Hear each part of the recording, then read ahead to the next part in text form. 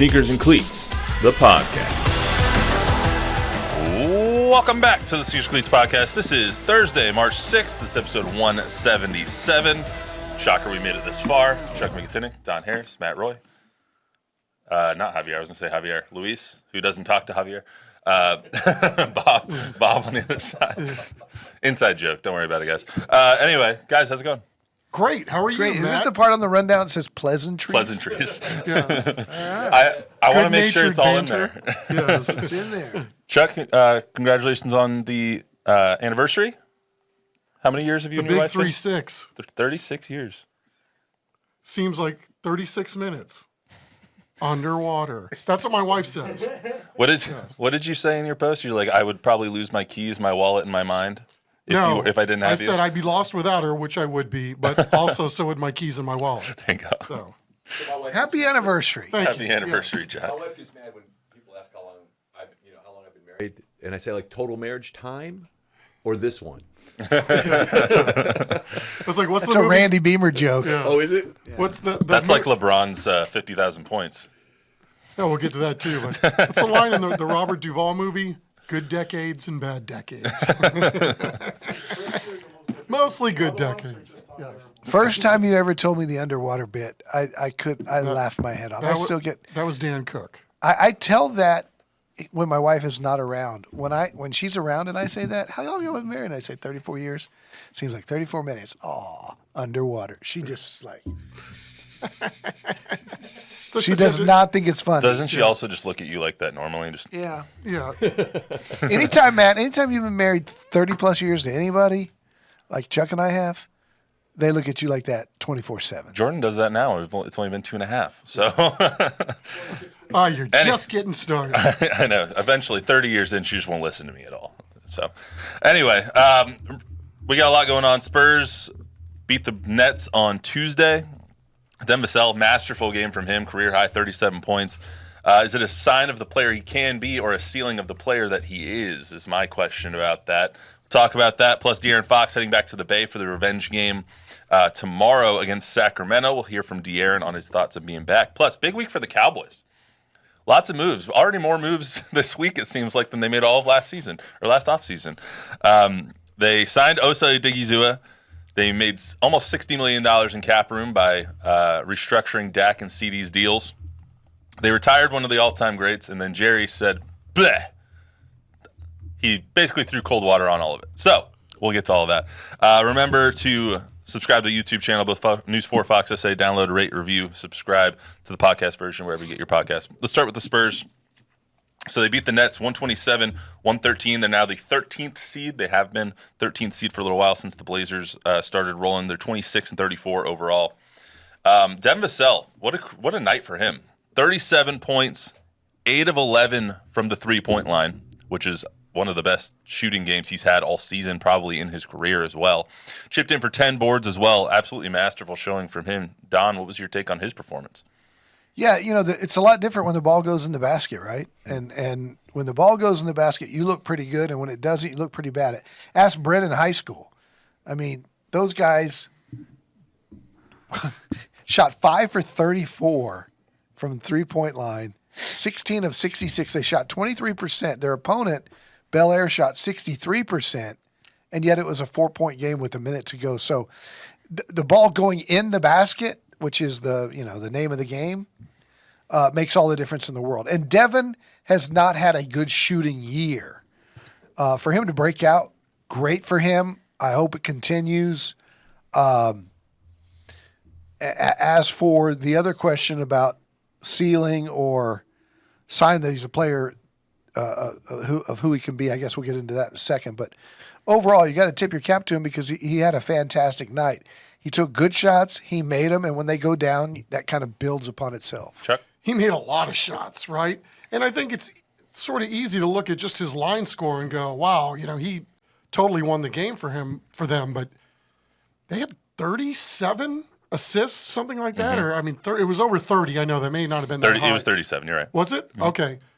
And that's been a trend here lately that they're starting to figure out how to play well with each other and then on top of it make buckets.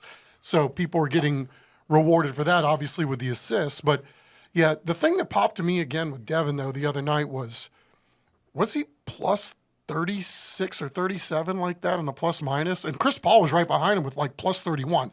That has to be seasonal highs in that stat in a ball game for either one of them. I haven't checked or done the research, but that's ridiculously high. Yeah, absolutely. That goes to show, how well they played the other night. And you could say, okay, well, they beat a team that had a lesser record than them and whatever. But, give credit where credit's due. That was a masterful performance. And, yes, they shot the ball well as a team, remarkably well.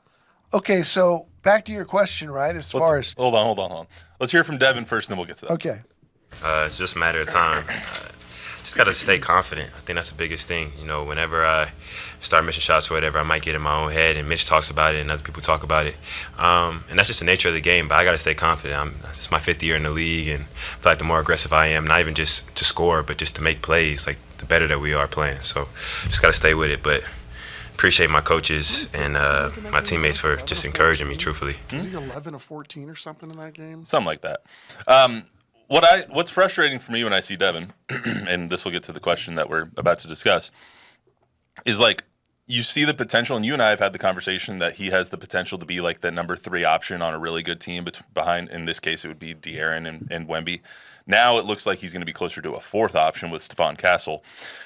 It's maddening to me when I see games like this from Devin Vassell because the potential is there. And so it's not like, I think this is something closer to his ceiling, but this ceiling would be a heck of a great ceiling. You know what I mean? Yes. Like, Yeah. it's maddening when he has like a 15-point game where he goes 1 of 11 from 3 and turns the ball over 6 times, because then you see a game like this and you're like, that's who signed a 5-year, $100 million deal. That's who's making $21 million a year. That's why they did it. 30.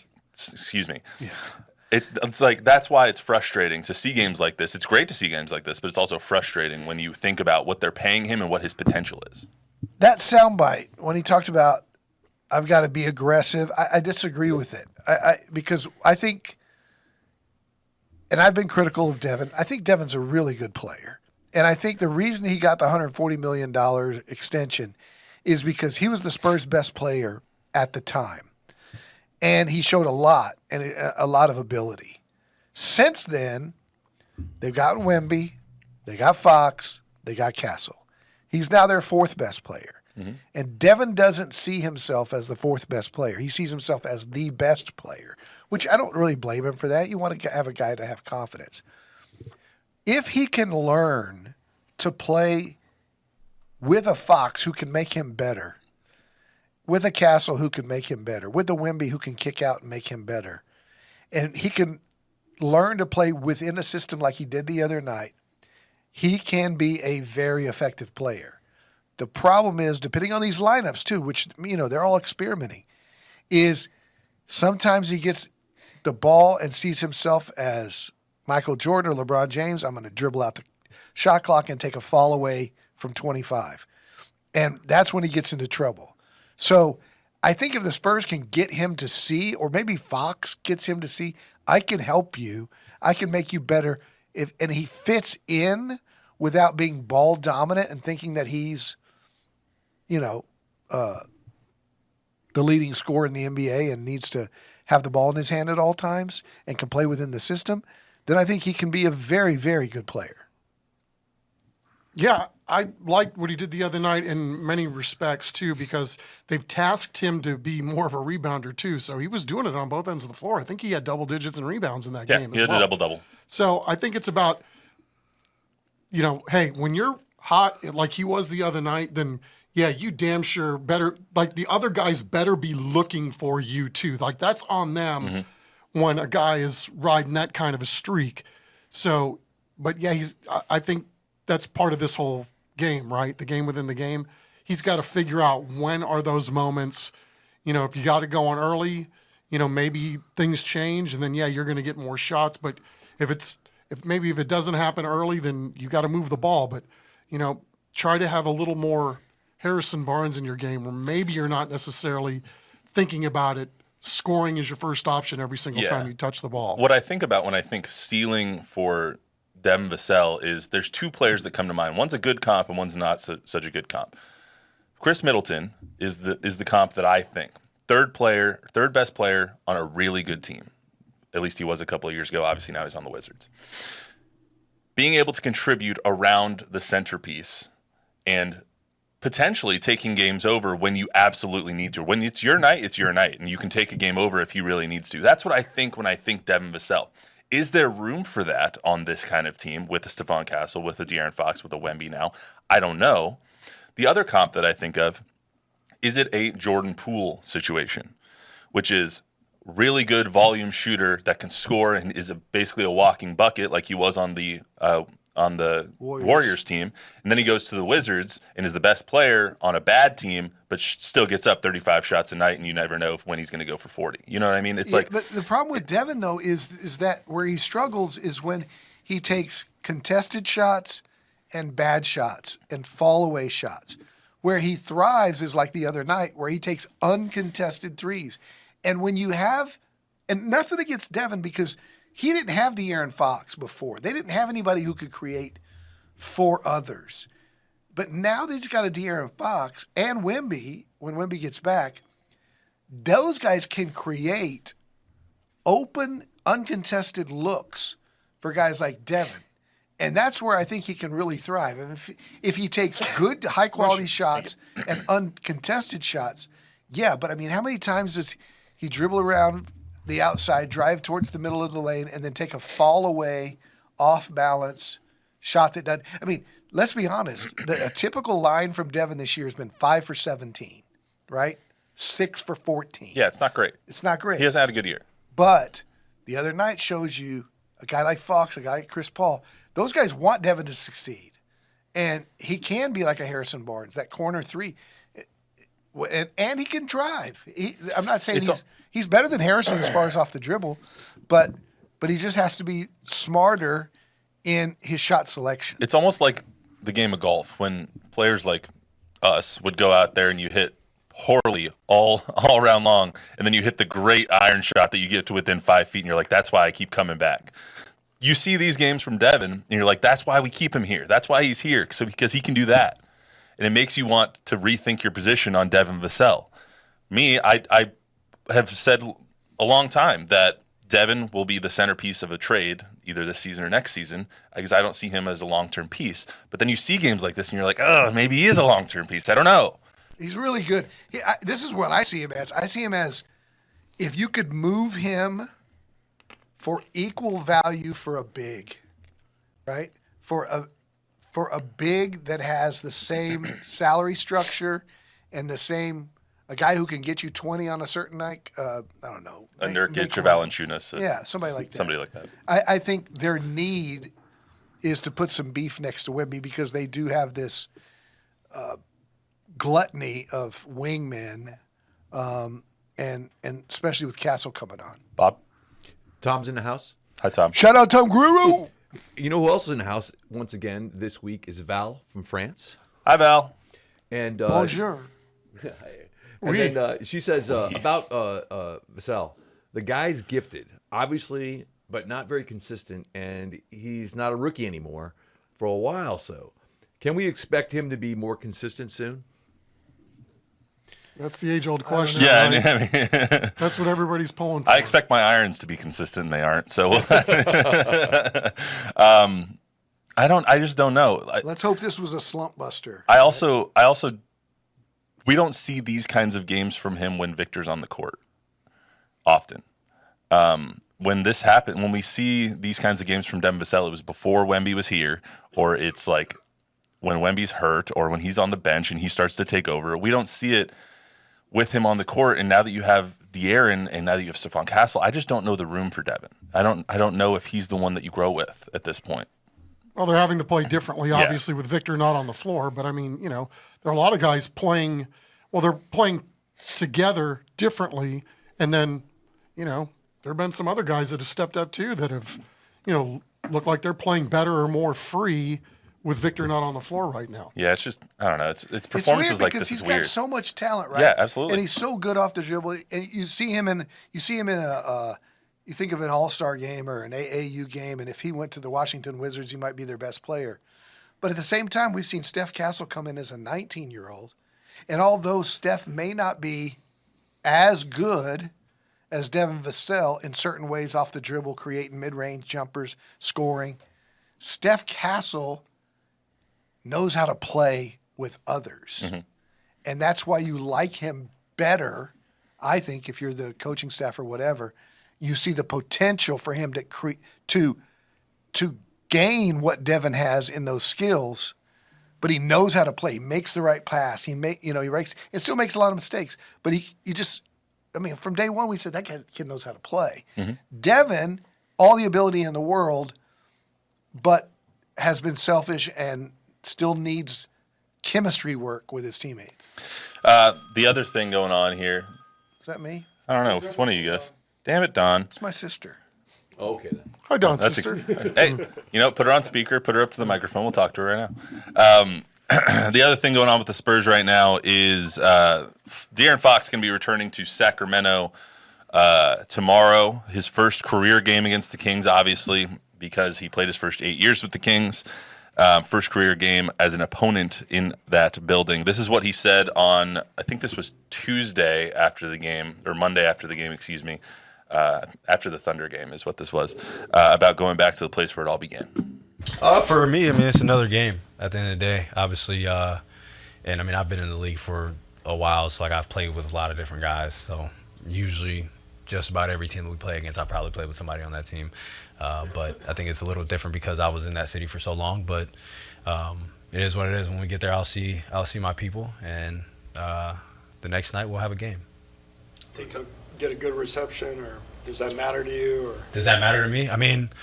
For the people who still love me, obviously I really appreciate that. Obviously I was there for so long, but for the people who don't, we're never worried about bitter people.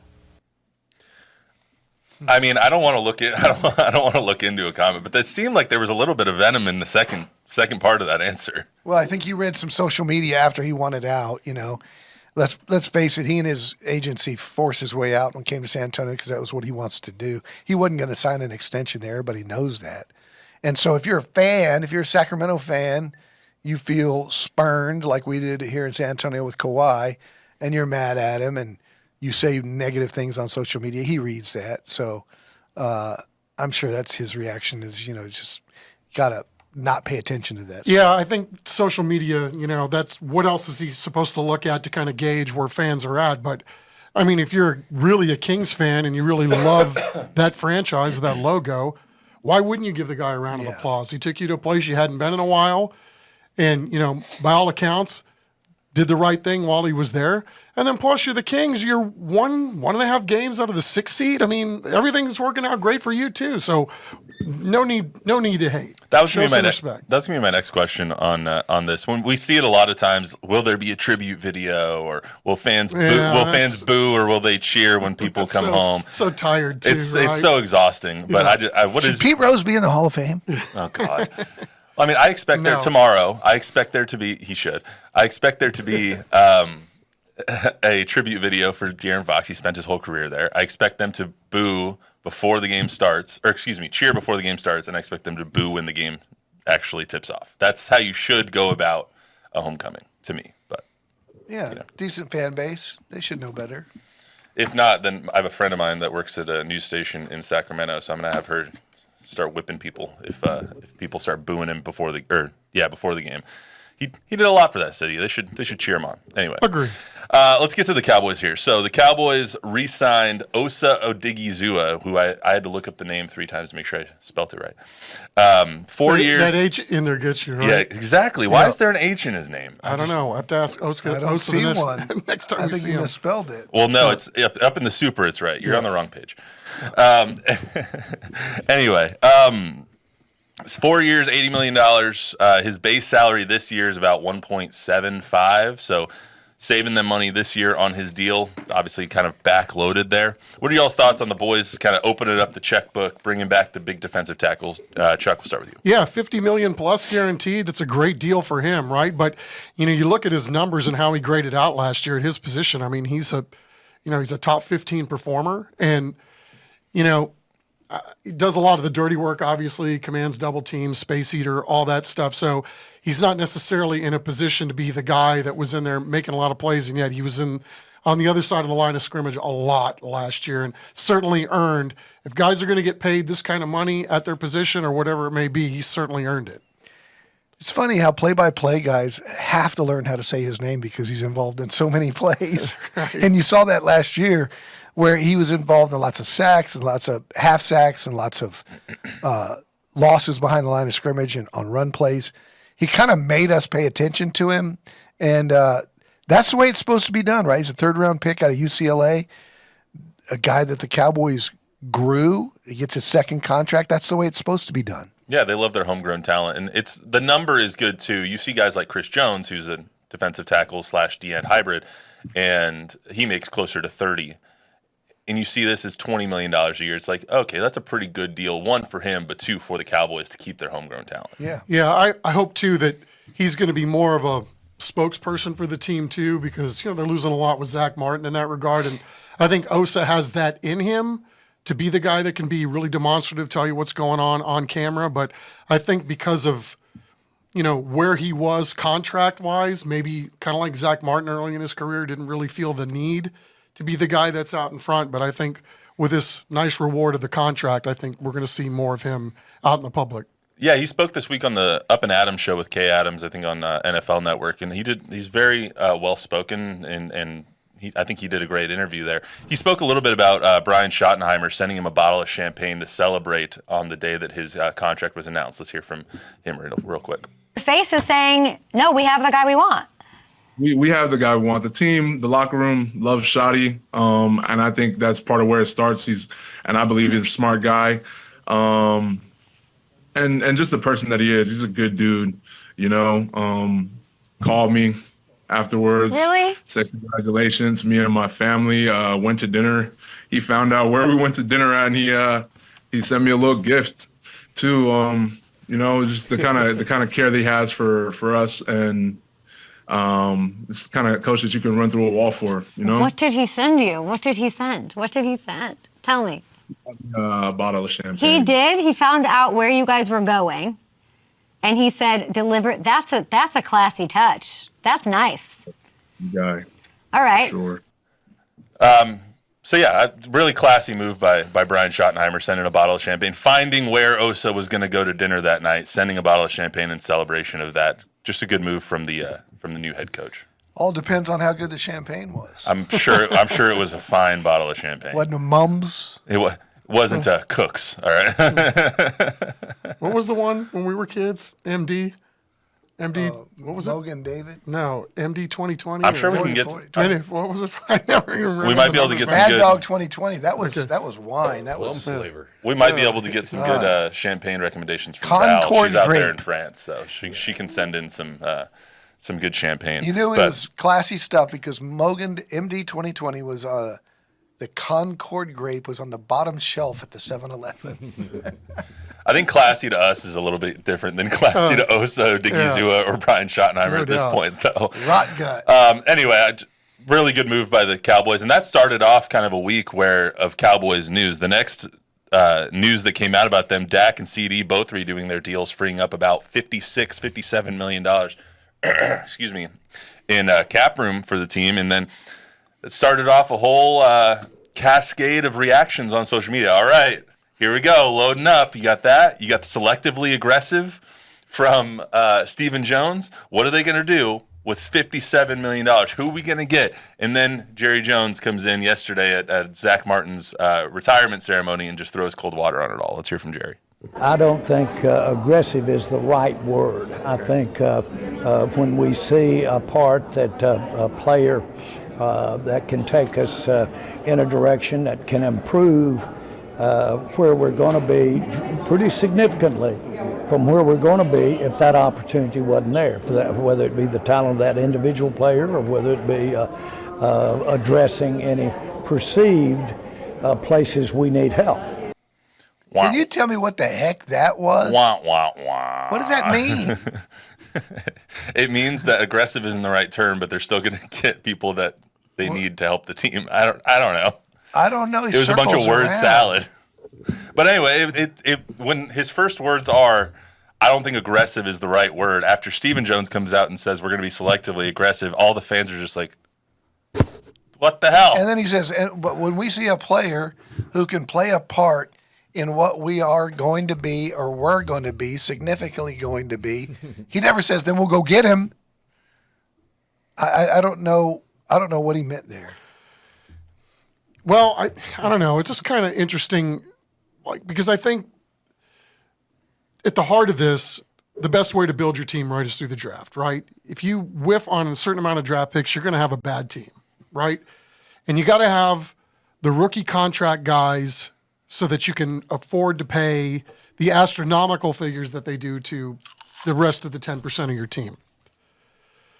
But, I just think some of this is he's on the defensive because he's probably tired that he's been beat up so much in the last, takes all the heat for the bad record last year and for everybody getting hurt. As he should. And so, yeah, I mean, I'm not saying that he was there, so Williams got to go at least, probably more than one place, if we're being honest. And not doing enough to make the roster better last year. So, with that in mind, who do you want him to go get? I guess at this point, if you look at in free agency, who do you want him to go get? Yes, Don.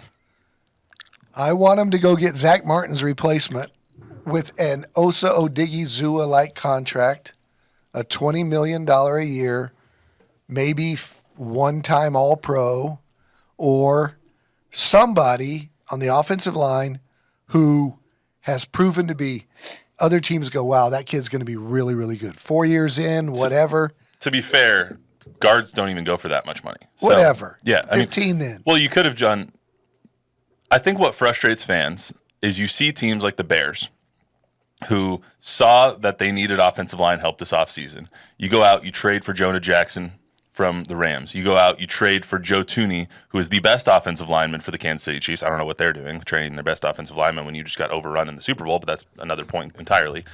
You go out and you trade for Joe Thuney for a 4th-round pick or a 5th-round pick. I think it frustrates fans to see, okay, well, we have this massive hole at left guard now, and Joe Thuney is obviously on the block. Why aren't we trading for Joe Thuney to shore up the left side of our offensive line for a 4th-round pick? Oh, we don't have a 4th-round pick. Because we traded for Barkevious Mingo. Or Jonathan Mingo, excuse me. That's a different Mingo. Did we not learn from watching the Eagles in the Super Bowl rush 4 all game long that the game is won in the trenches on both sides of the ball?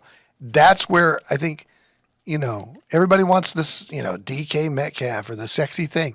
They need trench help. And they're going to have it. After they sign Micah, they're going to free up another $18 million. They're going to have around $75 million in cap space. And Jerry's acting like, oh, but we're not going to spend it because we're going to get everything we need in the draft. They've got to spend it. And they've got to go out and get high level, like you're saying, guys that are proven in the NFL that could have all pro potential like Osa, and get one for both sides of the ball. Yeah, I think, too, some of this is setting the market, right? Like, if you tell everybody that this is what you're going to do, you're going to go to the draft, there are going to be some guys, really good players, on the back end of this after the draft that they're going to have to go fill the voids, the perceived voids, anyway, as Jerry would say. So, and they've done this before. They got J-Ron Curse, Malik Hooker. They got good mileage out of those guys, and they got them for pretty damn cheap, too. Yeah. So, especially Hooker. But you're right. I mean, they need defensive line help, but, what do? You sign Bosa, and maybe you can get him for cheap, or any one of these other guys that have been cut. Darius Slay. You can get him cheaper. You have so many holes on your team. Running back is a huge hole. Offensive line, massive hole. Is Terrence Steele going to step up and play like the player he was 2 years ago and not the player who was last year? What are you going to do at right guard? Is Cooper Beebe going to move over now to left guard instead of playing center? What are you going to do on your defensive line? Do you have any linebacking depth without Eric Kendricks there, without Overshown there? You have so many holes to fill. Him saying, yeah, we're going to fill most of our holes through the draft is just falling on deaf ears once again when you have 21 free agents now with Osa gone. 21 pending free agents. What the hell do you mean you're going to plug through the draft? The big concern to me is, I don't know if he's bluffing, but the other soundbite where he said, I don't think we have any voids that we can't fill through the draft. No, there's a lot of voids that you need experienced players, right? So if you get Ashton Genty at running back, great. He may turn out to be really good as a rookie. But I don't know that you get a Tyler Smith again, in the draft that can come in day one and be an all-pro like Zack was. I think that's where you need some vets. And like you said, they've done a good job in the past of getting some reasonably priced veterans. And you saw them fill a hole last year with Eric Kendricks. It's just like, yeah, who are you going to spend the $56 million on now? Because you have $56 million. Some of it's going to Osa, obviously. Who else do you need to re-sign? Probably Deron Bland. Probably need to re-sign Jordan Lewis. Maybe Rico Dowdle at the right price. Micah, obviously. Besides those four, the rest of the money has to go to fill the holes on your roster. And right now, there's a lot of holes on this roster. You need a 2 receiver, too. Someone besides CeeDee and Brandon Cooks. Jalen Tolbert maybe can fill that hole. I think he performed well last year. But you have so many holes, I think it's just tone deaf to say we're going to fill through the draft. Don't worry about free agency. So let's get to the last thing on the list here. Zack Martin retiring yesterday after 11 seasons, 9-time Pro Bowler, 7-time All-Pro. Just an absolute class act. And you saw how much his teammates loved him yesterday. Tony Romo showing up, Travis Frederick, Tyron Smith, Tyler Biotish, now playing for the Commanders, comes back to show support for Zack Martin. This is what Zack said at his presser before we get into it. This year, not finishing out was tough.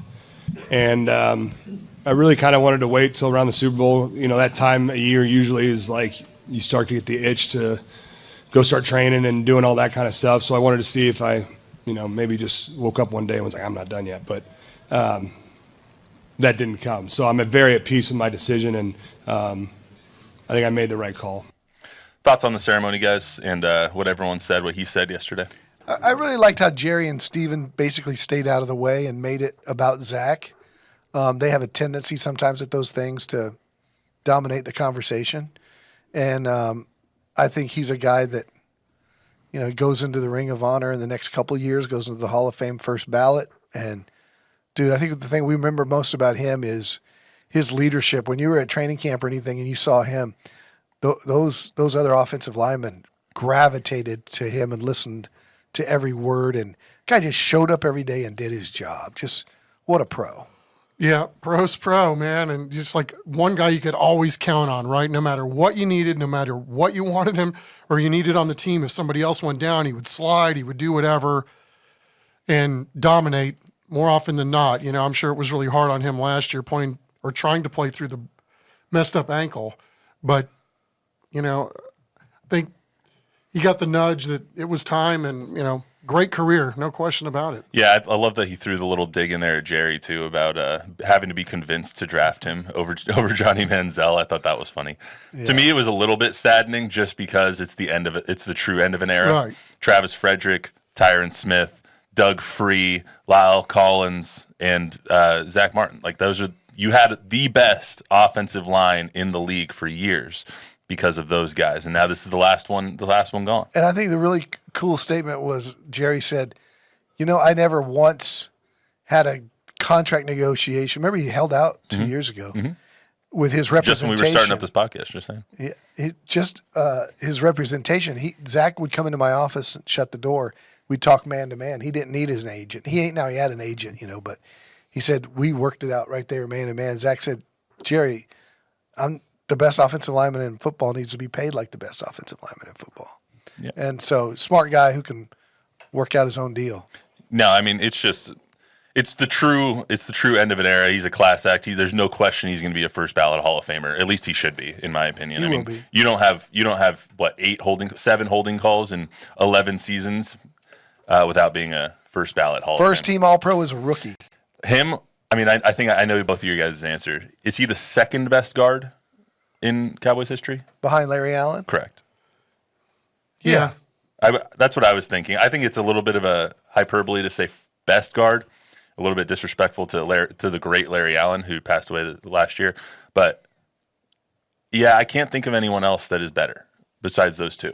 You'd have a hard time finding somebody better than Larry Allen across the league. Oh, 100%. Yeah, I mean, he might be the best guard of all time. It's probably not a Yeah. fair fight. Yeah. So, I mean, when you're being compared to guys like Larry Allen, I think you had a pretty good career. Yeah. Yes. So, anyway, that's all we got for you today on the Sneakers Cleats podcast. Remember, download, rate, review, subscribe, give us a 5-star rating, tell a friend, tell an enemy. Thank you for everyone who tuned in and made comments on the YouTube, Facebook feed. We'll be back on Monday.